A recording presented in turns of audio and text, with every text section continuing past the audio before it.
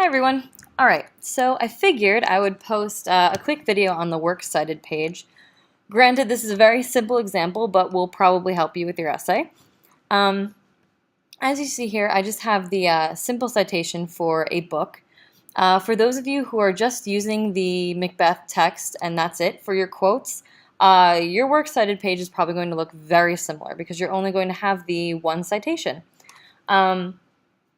Now, what I really wanted to point out was if your citations extend into another line, granted, it wouldn't say that, but say you have a two-line citation.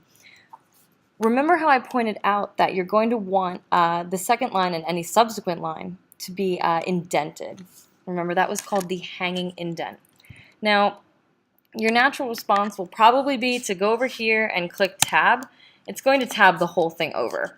So the best way to go about this is to highlight the entire citation, right-click, go to paragraph. Now see up here, special, right now it's selected as none, but what you're going to do is click hanging, go figure, and it's going to set it to the default. The nice thing about this is now it moves it over automatically for you and you can continue forth.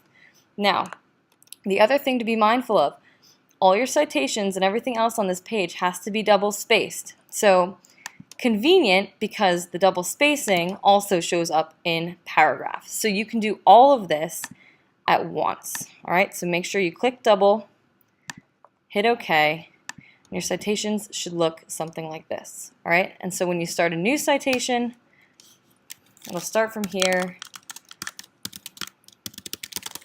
There you go, right? So it'll do it for you. So thought that would be helpful. If you need anything else, tweet me.